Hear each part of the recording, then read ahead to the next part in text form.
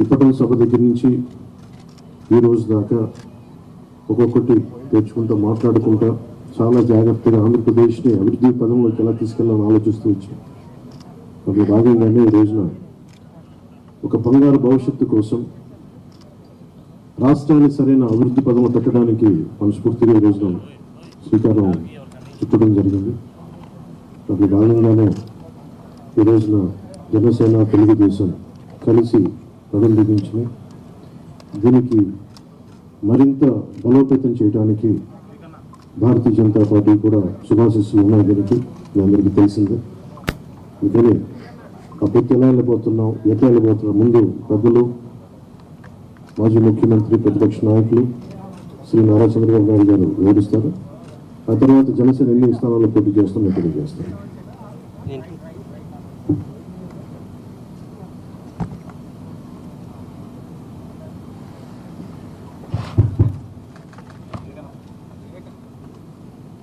గౌరవనీయులు పవన్ కళ్యాణ్ గారు, వేదిక పైన పెద్దలు, అదే మరిగా ఈ సమావేశానికి వచ్చిన అందరికీ నమస్కారాలు. ఈరోజు మాఘ పౌర్ణమి శుభముహూర్తం. ఆ శుభదినాన శుభముహూర్తంలో తెలుగుదేశం పార్టీ, జనసేన పార్టీ రెండు కలిపి ఎన్నికలు పోవడానికి సిద్ధమవుతున్నాం. ఈ వార్త రాష్ట్రంలో ఉండే ప్రజలందరికీ కూడా ఒక శుభవార్త కావాలని చెప్పి మేము కోరుకుంటున్నాం. పవన్ కళ్యాణ్ గారు చెప్పినట్టు ఈరోజు ఈ యొక్క కలయిక అనేది రాష్ట్ర భవిష్యత్తు కోసం, ఈ రాష్ట్రాన్ని కాపాడుకోవడం కోసం, భావితరాల భవిష్యత్తు కోసం ఈ కలయిక కలుస్తున్నాం. అదే మాదిరిగా ఈ కలయికలో భాగంగా ఇద్దరం కలిసి చాలాసార్లు మాట్లాడుకున్నాం. పార్టీ నాయకులు కూడా మాట్లాడుకున్నాం. అన్నీ మాట్లాడిన తర్వాత 175 సీట్లలో 24 సీట్లు జనసేన పోటీ చేస్తుంది. 3 పార్లమెంటు జనసేన పోటీ చేస్తారు. మిగిలిన సీట్లలో తెలుగుదేశం పార్టీ ఇప్పటికి మళ్ళీ వారు చెప్పినట్టు బీజేపీ కలిసి వస్తే ఆ విషయాలు కూడా మాట్లాడుకొని మేము తగిన నిర్ణయాలు తగిన సమయంలో తీసుకుంటాం. ఈరోజు మనం మొట్టమొదటిసారిగా ఏవైతే నిర్ణయించుకున్నామో ఆ నిర్ణయం ప్రకారం తెలుగుదేశం పార్టీ అభ్యర్థులు ఎంపిక చేస్తాం. అదే మాదిరిగా జనసేన అభ్యర్థుల్ని పవన్ కళ్యాణ్ గారు ఎంపిక చేస్తారు. అన్ని ఏరియాల్లో ప్రతి ఒక్కరికి ఒకటే విజ్ఞప్తి చేస్తున్నాం. ముహూర్తం కాబట్టి ముందు మేము క్యాండిడేట్స్ని రిలీజ్ చేసిన తర్వాత మళ్ళీ మిగిలిన డీటెయిల్స్ అని మాట్లాడతాం. ఇది తెలుగుదేశం పార్టీ అభ్యర్థుల జాబితా. మొదటి విడతగా ఒక 94 సీట్లు మీకు రిలీజ్ చేస్తున్నాను. ఇది మీకు పంపిస్తాను. మీ అందరికీ డిస్ట్రిబ్యూట్ చేసిన తర్వాత నేను మాట్లాడతాను. ఇప్పుడు పవన్ కళ్యాణ్ గారు మాట్లాడతారు. జనసేన చాలా కీలకంగా 24 స్థానాల్లో పోటీ చేస్తుంది. భారతీయ జనతా పార్టీని దృష్టిలో పెట్టుకొని కూడా జనసేన చాలా కీలకంగా 12 స్థానాల్లో పోటీ చేయాలని నిర్ణయించుకున్నాం. దాంట్లో ముందుగా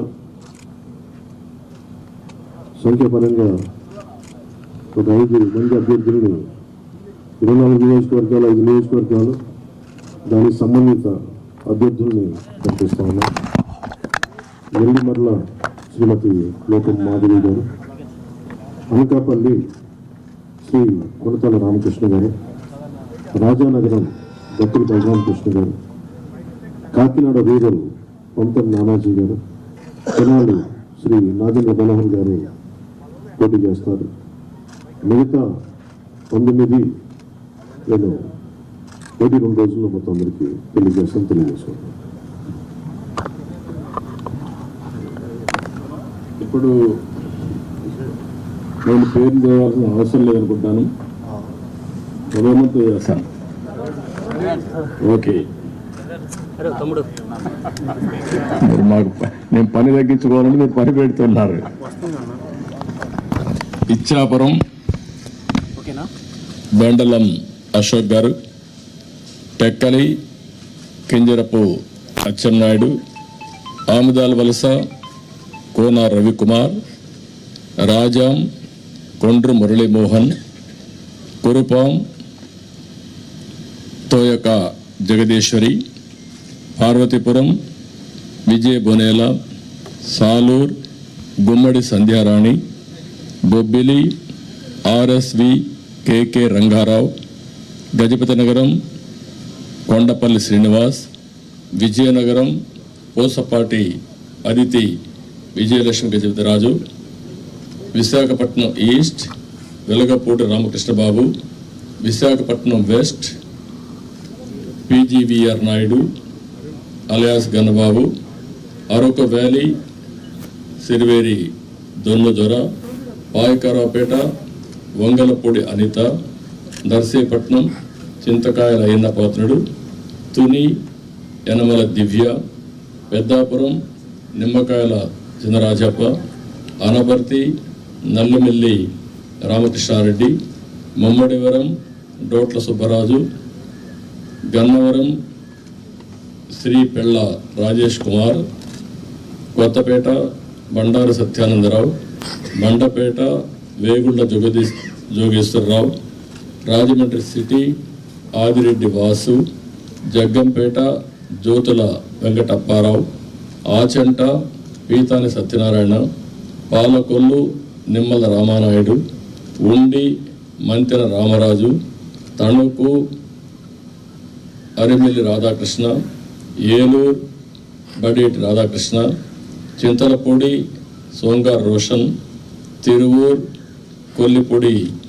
కొలికపూడి శ్రీనివాస్, నూజివీడు కొలుసు పారసార్థి, గన్నవరం యాడ్లగడ్డ వెంకట్రావు, గుడివాడ వెనుగంట రాము, పెడన కాగిత Venkata Krishnaprasad, Machilipatnam Kollu Ravindra, Pamarru Varla Kumararaja, Vijayawada central bonda Uma,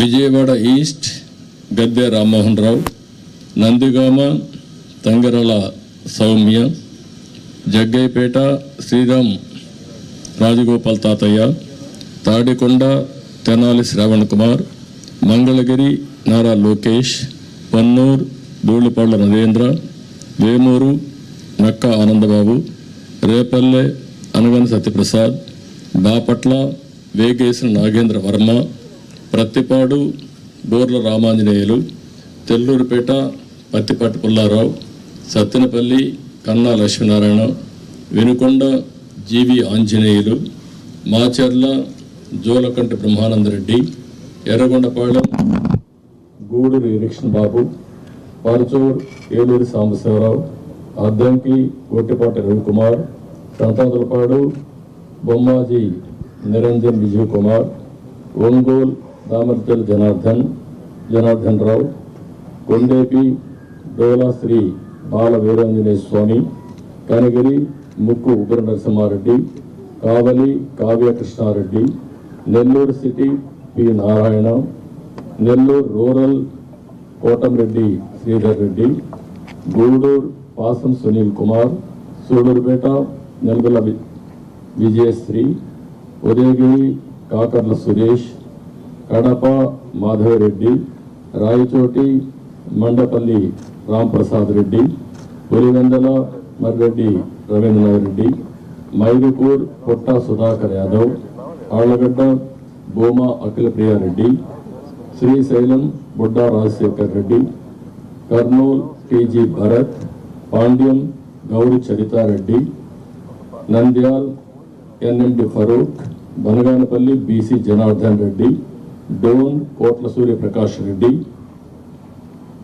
Pattikonda KV Shyambabu, Kodumur Bogula Dasthagiri, Rayadurg Kaluva Srinivasulu, Uravakonda P Keshav, Tadipatri JC Asmith Reddy, Singanamala Bandaru Sravanisree, Kalyandurg Alimineni Surendrababu, Raptadu Paritala Sunitha, Madakasira KME Sunil Kumar, Hindupur Nandamuri Balakrishna, Penukonda Savitha, Thamballapalle Jayachandrareddy, Pileru Nallari Kishore Kumar Reddy, Nagari Gali Bhanuprakash, Gangadhar Nellore doctor VN Thomas, Chittoor Gurajala Jaganmohan, Palamaner N Amarnath Reddy, Kuppam Chandrababu Naidu.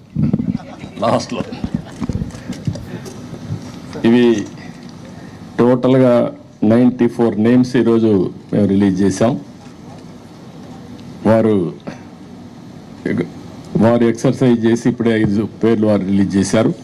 ఇప్పుడు వారు మాట్లాడిన తర్వాత మళ్ళీ నేను మాట్లాడి సమ్మింగ్ అప్ చేస్తాం. జనసేన చాలా కీలకంగా ఓట్లు చీలకుండా 98% స్ట్రైకింగ్ రేట్ ఉండేలాగా ఎక్కువ స్థానాలు తీసేసుకొని ఎక్స్పెరిమెంట్ చేసే కంటే కూడా తక్కువ స్థానాలు తీసుకొని రాష్ట్ర ప్రజలకు ఉపయోగపడేలాగా. ఇంకా ఈరోజు నేను చూస్తుంది కూడా రాష్ట్రాన్ని ముందు ఒక గాడిలో పెట్టడం, పార్టీ ప్రయోజనాలను దాటి వ్యక్తి ప్రయోజనాలను దాటి రాష్ట్ర ప్రయోజనాలను దృష్టిలో పెట్టుకొని 2014 నుంచి మనం నలుగుతూ ఉన్నాం. 2019కి ఈ అరాచక పాలన వల్ల ఇంకా నలిగిపోతూ ఉన్నాం. ఇలాంటి సమయంలో నేను చాలా నిర్మాణాత్మకంగా, చాలా బాధ్యతతోటి అన్నీ ఆలోచించి, చాలామంది పెద్దలు 45 స్థానాలు కావాలి, 70 స్థానాలు కావాలంటే ఒకటే చెప్పాను అందరికీ, 2019లో కనీసం నాకు ఒక 10 స్థానాలు ఉండుంటే ఈరోజు ఎక్కువ స్థానాలు తీసుకొని ఒక మంచి చక్కటి అవకాశం ఉండేది.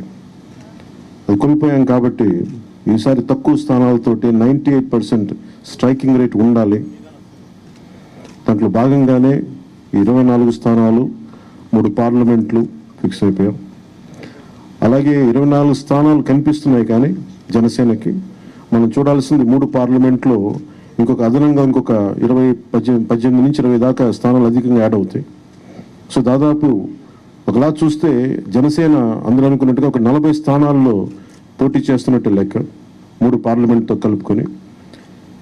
నేను కూడా ఈ అలయన్స్ బలంగా ఉండాలి, టీడీపీ జనసేన అలయన్స్ బలంగా ఉండాలి అంటే నేను కూడా ప్రత్యేకించి భారతీయ జనతా పార్టీని దృష్టిలో పెట్టుకొని కూడా నా సీట్లని కుదించుకోవడం జరిగింది. ఇది మన నాయకులందరికీ కూడా వ్యక్తి ప్రయోజనాలను పక్కన పెట్టి రాష్ట్ర ప్రయోజనాలని ముందుకు తీసుకెళ్దాం. ఓటు ట్రాన్స్ఫర్ అయిన రోజున ఎవరైతే త్యాగాలు చేశారో, ఎవరైతే కష్టపడి పనిచేశారో ప్రతి ఒక్కరికి పేరు పేరున ఈ సభావేదిక మీదుగా నేను తెలియజేసుకుంటా ఉన్నాను. ప్రతి ఒక్కరికి మీ ప్రతిభతోటి, మీ సమర్థతతోటి, మీ అనుభవం ఎలా ఉందో దానికి తగ్గ ప్రతిఫలం ఉంటుంది భవిష్యత్తులో. పదవులు మన ప్రభుత్వం స్థాపించిన వెంటనే ఎలాంటి పదవులు మీ సమర్థతకి, మీ ప్రతిభకి తగ్గట్టుగా ఖచ్చితంగా మీకు అండగా ఉంటామని తెలియజేసుకుంటూ, ప్రతి జన సైనికులకి, ప్రతి వీర మహిళలకి, ప్రతి జనసేన మద్దతుదారులందరికీ కూడా మన ఓటు టీడీపీకి వెళ్ళటం ఎంత ముఖ్యమో టీడీపీ ఓటు కూడా మనకు రావడం అంతే ముఖ్యం. జనసేన ఓటు ఖచ్చితంగా టీడీపీకి ట్రాన్స్ఫర్ అయితేనే ఈ రాష్ట్రం చాలా అద్భుతంగా ఉంటుంది. ఎట్టి పరిస్థితుల్లో కూడా ఓటు ట్రాన్స్ఫర్ అనేది ఖచ్చితంగా జరగాలి. అందుకని ఎలాంటి పొరపచ్చాల మధ్యలో 1-2 వచ్చినా వైసీపీ దుష్ట పన్నాగాలు పని ఏదన్నా ఎలాంటి విభేదాలు సృష్టించినా వాటిని మేమందరం సమర్థవంతంగా ఎదుర్కోవడానికి, కలిసికట్టుగా ఎదుర్కోవడానికి మేము పూర్తి సంసిద్ధతతో ఉన్నాం. ఆయన సిద్ధమని చావగొడతా ఉన్నారు. బాబు నీకు యుద్ధం ఇస్తాం, నీకు అది ఎందుకు యుద్ధం చేస్తామంటే ప్రజలు తిరిగి ఆంధ్రప్రదేశ్ని గాడిలో పెట్టడానికి యుద్ధం చేస్తాం నీకు. అయితే మనస్ఫూర్తిగా ప్రజలందరికీ కూడా చాలా శుభదినం. మనం ప్రభుత్వాన్ని స్థాపిస్తున్నాం, మనం గెలుస్తున్నాం. జై జనసేన, జై టీడీపీ, జై హింద్.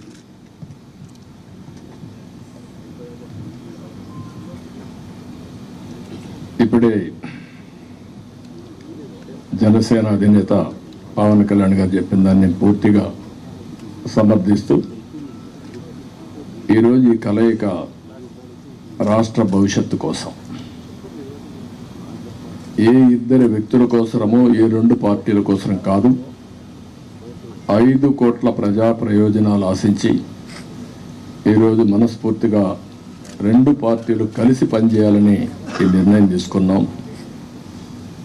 ఈరోజు రాష్ట్రానికి ఇది ఒక హిస్టారికల్ డే, ఒక మంచి ప్రయత్నానికి తొలి అడుగు ఇది.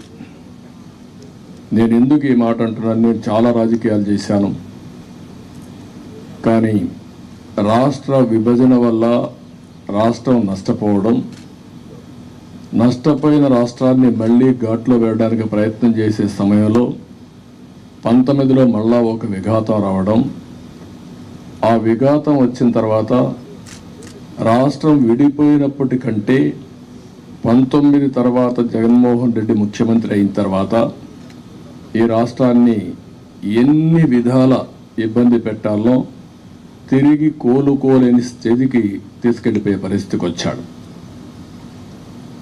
ఇది ఒక వ్యక్తికి నష్టం కాదు, లేకపోతే పవన్ కళ్యాణ్ గారికి నాకే నష్టం కాదు, 5 కోట్ల ప్రజలకు జరిగిన నష్టం ఇది.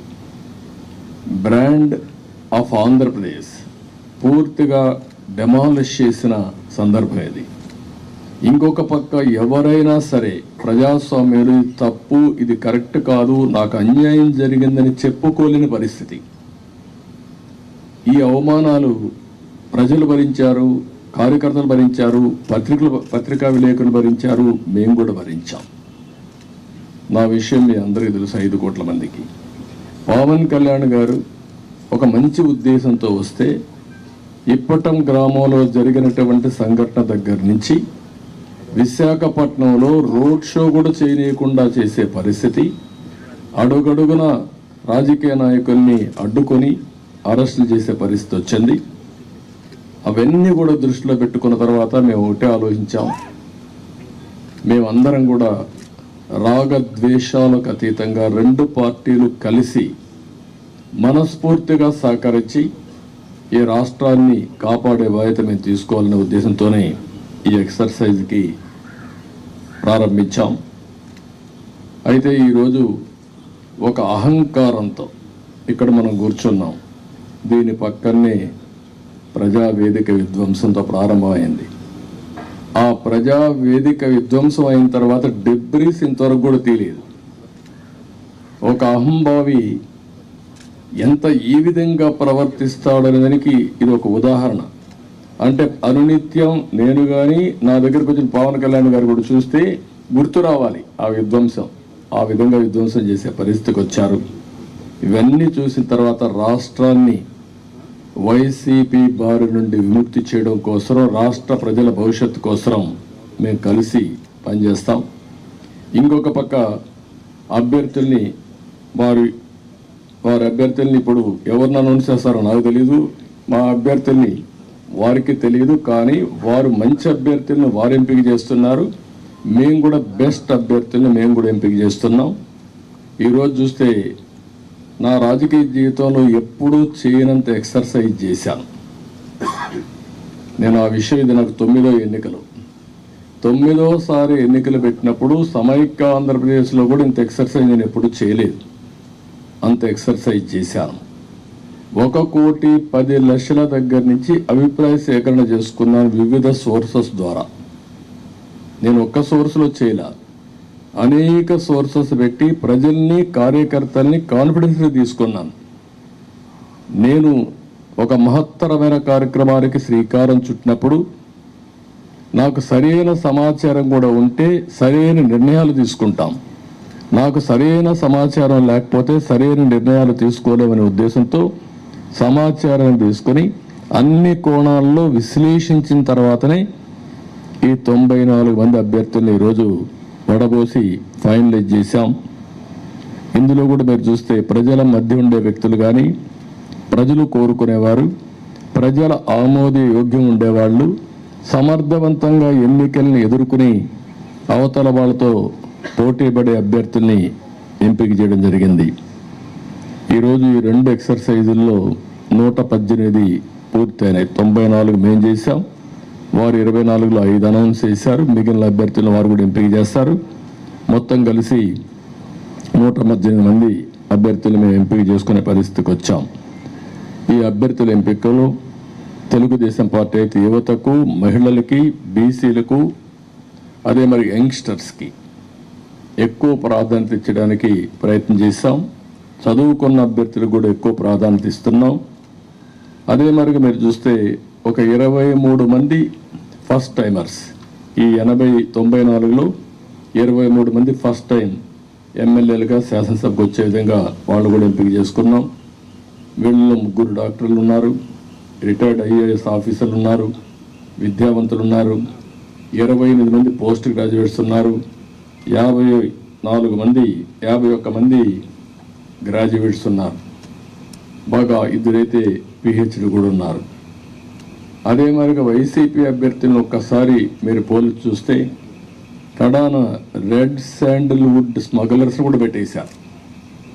రౌడీల్ని, గూండాల్ని కాకుండా రెడ్ శాండిల్వుడ్ వ్యాపారం చేసేవాళ్ళు కూడా పెట్టారంటే ఆ డబ్బులు ఇంకా ఆ రెడ్ శాండిల్ వ్యాపారం చేసే వాళ్ళు ట్రాన్స్ఫర్లు కూడా చేశారు అక్కడి నుంచి. ఎందుకంటే బ్రహ్మాండమైన ప్రొడక్షన్ ఉంది అక్కడ, నాయకుల ప్రొడక్షన్ కూడా, నాట్ ఓన్లీ రెడ్ శాండిల్వుడ్ ప్రొడక్షనే కాదు.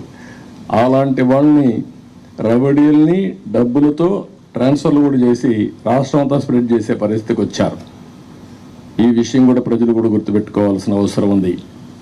ఈరోజు మేము చేసిన అభ్యర్థుల్ని, ప్రజలకు జవాబుదారీతనంగా ఉండే అభ్యర్థుల్ని అటు జనసేన ఇటు తెలుగుదేశం పార్టీ ఇద్దరు కూడా చేశాం. ఈరోజు ప్రజల్లో తీవ్రమైన వ్యతిరేకత ఉంది. ఎంత వ్యతిరేకత ఉందంటే భయం కూడా అంత ఉంది. ఈరోజు మీరున్నారు ప్రెస్, మీ మీద సిరీస్ ఆఫ్ దాడులు జరిగాయి. సిరీస్ ఆఫ్ దాడులు జరిగితే మీరు ప్రతిఘటించాలి అని నిస్సాహితిలో మీరున్నారు. ఏమనుకో అంటే మనోధైర్యాన్ని కూడా కోల్పోయే పరిస్థితిలో ఉన్నారు. ఒక వ్యక్తి స్వేచ్ఛగా వాళ్ళ అభిప్రాయాలు చెప్పే స్వేచ్ఛ ప్రతి ఒక్క వ్యక్తికి ఉంది. అదేవిధంగా పత్రికా విలేకరులకి బాధ్యత ఉంది. అతనికి స్వేచ్ఛ ఉంది, మీకు బాధ్యత ఉంది. 4 ఎస్టేట్స్ ఏదైతే ప్రజాస్వామ్యంలో 4 పిల్లర్స్ అనేటివి చాలా ముఖ్యం. ఒక పక్క చట్టసభలు, ఎంపిక చేసే అభ్యర్థులు, అక్కడి నుంచి గెలిచిన అభ్యర్థులు చట్టాలు చేయడం. రెండోది కార్యనిర్వాహక అధికారులు, ఐపీఎస్ ఆఫీసును ఆల్ ఇండియా లెవెల్లో తెచ్చిపెట్టడం. మూడోది పత్రికా విలేకరులు ఎక్కడికక్కడ స్వేచ్ఛగా ఎవరేం చేసినా నిర్మోహమాటంగా ప్రజలకు చెప్పడం. ఎక్కడ తప్పు జరిగితే తప్పు జరిగిందని కోర్టుకెళ్ళి మళ్ళా మన హక్కులు కాపాడుకోవడానికి న్యాయ వ్యవస్థ. ఈరోజు మన రాష్ట్రంలో చూస్తే ఈ 4 వ్యవస్థలు కూడా ఒక విధంగా చెప్పాలంటే నిర్వీర్యం చేసే పరిస్థితి, దుర్వినియోగం చేసే పరిస్థితి. ఇష్టానుసారంగా ఒక్క ఐఏఎస్ ఆఫీసర్, ఒక్క ఐపీఎస్ ఆఫీసర్ మాట్లాడలేని నిస్సహాయ పరిస్థితి నేను 45 ఏళ్ళు ఎప్పుడు చూడలా. ఇదే మీడియాలో నేను చూశాను. ఇది ఎంత పరాకాష్టం మీరు కూడా గుర్తుపెట్టుకోవాలి. ఇదే మీడియాలో ఒక్కసారి ఒక జీవో తీసుకొచ్చి నియంత్రణ చేస్తున్నానని రాజశేఖర్ రెడ్డి ఒక జీవో తీసుకురావడానికి ఫైల్ మూవ్ చేశాడు అంతే. ఫైల్ మూవ్ చేస్తే నెక్స్ట్ డే మేము అసెంబ్లీలో పట్టుకున్నాం. నీ ఇష్ట ప్రకారం ఎట్ట చేస్తావు సమాధానం చెప్పమని. అతను భయపడిపోయి కాదు నేను చేయలేదు అన్నాడు. నేను నిర్దిష్టంగా హామీ ఇస్తున్నా, నేను చేయను అన్నాడు. కాదు ఆ ఫైల్ పెట్టమన్నాం. అక్కడి నుంచి నేను విత్డ్రా చేసుకున్నానంటే మళ్ళీ మీరు మాట్లాడతారేంటి అనే పరిస్థితికి వచ్చి తోకదాడి చేసే పరిస్థితికి వచ్చాడు. ఈరోజు 2430 జీవో నెంబర్ తీసుకొచ్చి పత్రికా విలేకరుల పైన దాడులు చేయడమే కాకుండా మీ మీద కేసులు పెట్టి మిమ్మల్ని లోపలేసే పరిస్థితికి వచ్చారు. ఇది భారతదేశ చరిత్రలో ఎక్కడా జరిగిందని నేను అనుకోను. ఈరోజు ప్రజాధనంతో ప్రజల మీద కక్ష తీర్చుకోవడానికి న్యాయ వ్యవస్థను దుర్వినియోగం చేసే పరిస్థితికి వచ్చారు. ఒక్కొక్క అడ్వకేట్కి ఇంటి కోట్ల రూపాయలు, కామన్ మ్యాన్ కోట్ల రూపాయలు పెట్టుకుని అడ్వకేట్ని పెట్టుకునే పరిస్థితిలో ఉన్నాడా ఈ రాష్ట్రంలో? కనీసం అడ్వకేట్ అంటే తెలుసా? ఇలాంటివన్నీ జరిగే పరిస్థితి వచ్చింది. అందుకని ఈరోజు ఇవన్నీ కూడా చూసిన తర్వాత నేను ఒకటే ప్రజలందరికీ అప్పీల్ చేస్తున్నా, అహంకారంతో ఎగువతో ఈ అభ్యర్థుల్ని ఇష్టానుసారంగా అతను ఇచ్చేసినప్పుడు మీరు కూడా ఇది అత్యంత కీలకమైన ఎన్నికలు. మళ్ళీ చెప్తున్నాం, ఇక్కడ మాకు ఏమాత్రం కూడా రాగద్వేషాలకు అతీతంగా అభ్యర్థుల ఎంపిక మెరిట్ ప్రకారం మేము ఆలోచిస్తున్నాం. అందరికీ సీట్లు రాకపోవచ్చు. ఎందుకని నేను మాట కూడా వాడుతున్నానంటే, తెలుగుదేశం పార్టీ పోటీ చేసేది ఇక్కడ జనసేన అభ్యర్థులు సహకరించాలి. జనసేన పోటీ చేసేది ఇక్కడ తెలుగుదేశం పార్టీ అభ్యర్థులు సహకరించాలి. ఇద్దరూ కలిసి ఒక అవగాహనతో పనిచేస్తే ప్రజల్లో కూడా ఒక నమ్మకం ఏర్పడుతుంది, ఓటు బ్యాంక్ పెరుగుతుంది. ఎవరైతే ప్రజలు సహకరించాలని ఆలోచన ఉంటారో వాళ్ళకు ఉత్సాహం వస్తుంది. దానివల్ల గెలుపు ఈజీ అవుతుంది. గెలుపు అనేది ఎవరు ఆపలేరు. నేను చాలా స్పష్టంగా కూడా చెప్తున్నా. ఎందుకు ఆ ధీమాతో చెప్తున్నట్టు, ఎప్పుడైతే తెలుగుదేశం జనసేన కలిశామో ఆ రోజే గెలిచామని వైఎస్ఆర్ కాంగ్రెస్ పార్టీ కాడుపడేశారు.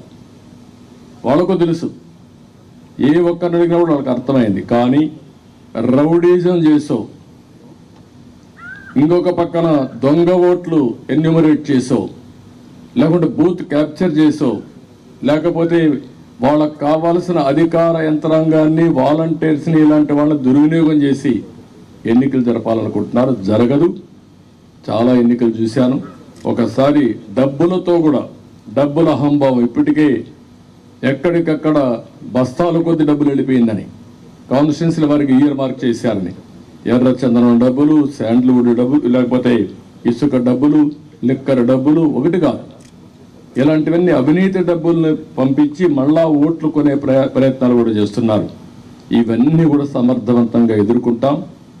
ఈరోజు ఒకటే చెప్తున్నా, ఇది ప్రజాస్వామ్యం అంటే ఒక వ్యక్తికి అధికారం కాదు, ఇష్టారాజ్యం కాదు. ప్రజలు వారి జీవితాలు, వారి భవిష్యత్తుని పరిరక్షించేది ప్రజాస్వామ్యం. ఆ ప్రజాస్వామ్యానికి ఒక ముప్పు వచ్చినప్పుడు ప్రతి ఒక్కరి బాధ్యత. ఈరోజు మా దగ్గర డబ్బులు లేకపోవచ్చు, చాలా స్పష్టంగా చెప్తున్నాం. కానీ ప్రజాబలం మా దగ్గర ఉంది. విలువలతో కూడిన రాజకీయం చేశాం.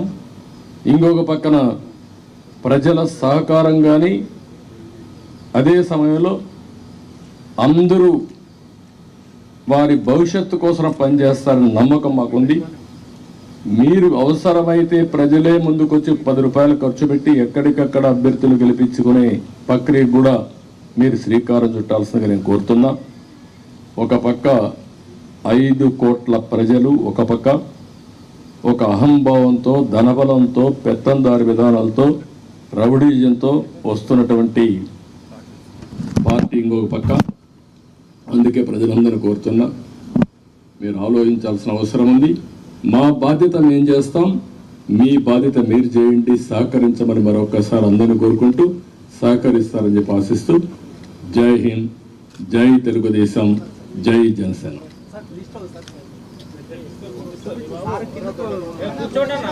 కూర్చోండి అన్న, కూర్చోండి.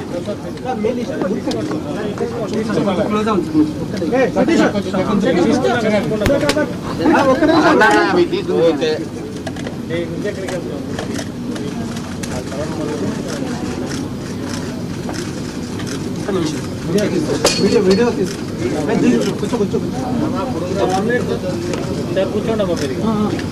కూర్చోమ్మా.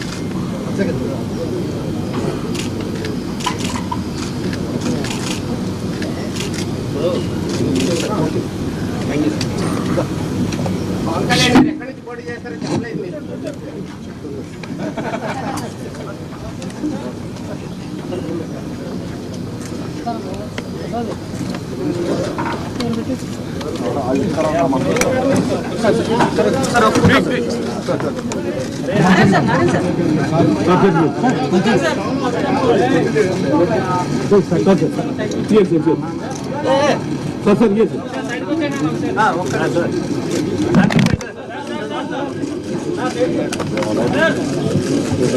సార్ 1 minute వీడియో తీసుకుంటాం.